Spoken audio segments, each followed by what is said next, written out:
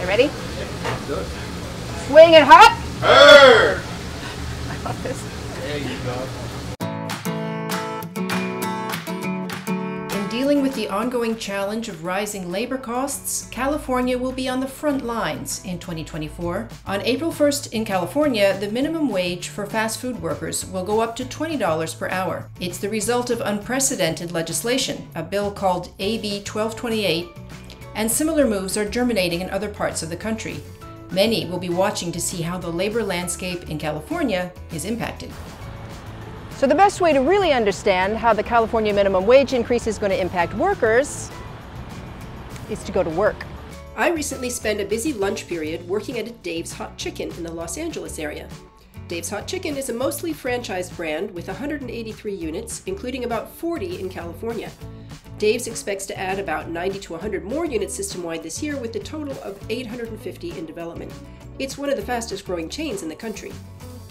Dave's Hot Chicken's 5 corporate units in Los Angeles are expecting to see about a 5 percentage point increase in labor costs this year because of AB 1228. And that means a price hike is inevitable.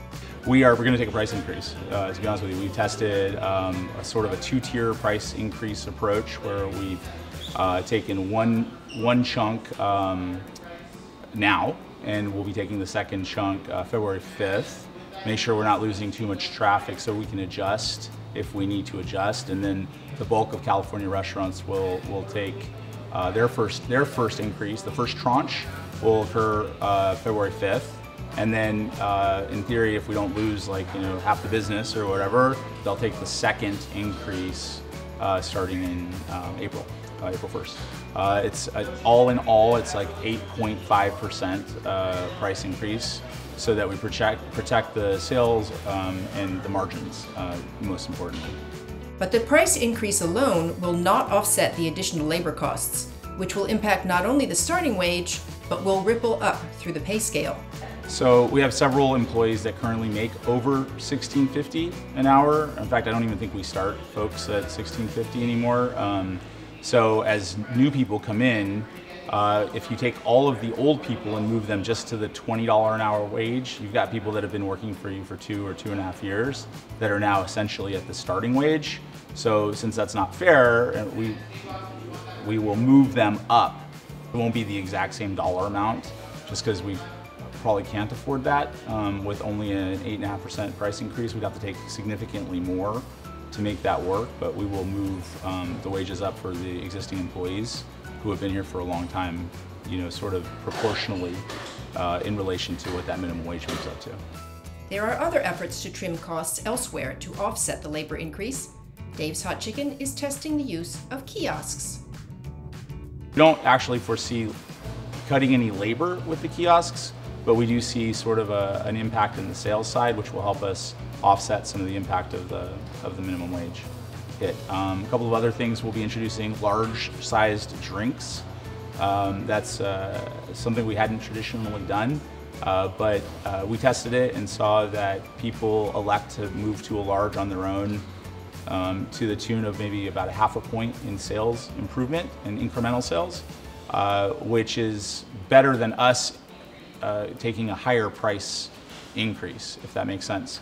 So when someone self-selects to pay a higher price for a larger drink, that's the perception for that guest is not that we've raised the prices so high, but that they wanted a larger drink. We're also going to be launching on Easy Cater, so we're trying to get larger orders later this year, probably March, April time zone. It's in test currently for us, and hopefully with those larger orders, you'll see some offset to the minimum wage as well. Things like that help us offset some of the impact and still offer our employees the same number of hours that we were offering before without jeopardizing the restaurant's viability to stay open. But for the estimated 500,000 fast food workers in California, a pay increase is obviously good news. The legislation in California also creates a fast food council that will have the power to increase wages annually, as well as establishing standards for working conditions and training. So a typical Dave's, we make a lot of chicken. We have to prep a lot of chicken, we prep it by hand. And so we'll have folks come in at 3 or 4 in the morning They'll prep for 6 to 8 hours. We do chicken on hand. We do our kale slaw. We fill sauce cups, et cetera, et cetera. And so that's usually 1 to 2 prep people. Depends on how busy the restaurant is. Also depends on how busy that particular day is to be ready for the day. Then the openers come in at 8 or so, opening management person and probably 2 openers in the back. It just depends on the restaurant, how busy it will be and what they can afford labor-wise. Get the restaurant open. This particular location opens at 10 a.m. We probably have 1 or 2 more employees start their shift at somewhere in that 10 to 11 range.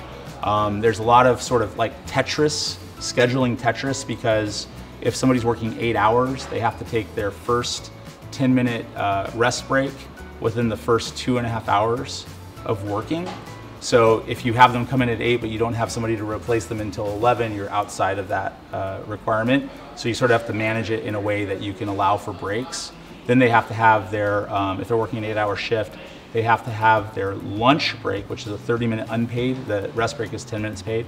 They have to have their 30-minute unpaid start before the 5th hour of work. And so there's just, it's like, there's a lot to manage. There's a lot to pay attention to. If you miss those marks, we pay a penalty. We pay them a 1-hour meal break penalty or a 1-hour rest break penalty that we true up on a daily, weekly, I guess, weekly basis. But we track that and we cover it because we missed the mark.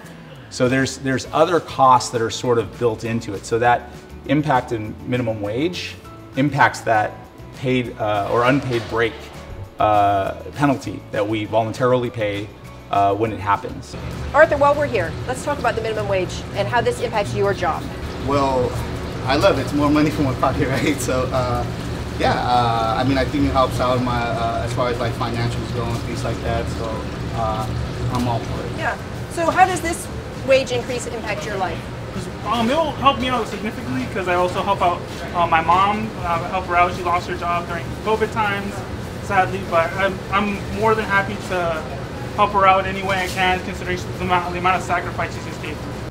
Some, however, are also concerned about the ripple effect in the economy. Tell me about how the wage increase affects your life. Well, I was saying that I don't know if the minimum wage raise is gonna benefit me in the long run, or it's gonna stay the same as usual. Just because if our wages are going up, maybe everything else as well is gonna be going up. So is it really gonna benefit me, or is it really just gonna stay the same because everything's gonna go up and my pay is going up as well? So it's basically how it is right now. Might as well stay where we're at. If things go up, might as well just keep it. That's a great point. So what you're saying is that when you go out to eat, then your cost, it's going to be more expensive for you to eat out because of this increase. So even though you're making more, you're also going to have to spend more. Yeah. What I learned after a few hours in the kitchen at Dave's Hot Chicken is that this is hard work. Dave's is a relatively simple operation, and the team is cross-trained to handle different stations. But when orders stack up and the pressure is on, you need people who know what they're doing. I wasn't one of those people.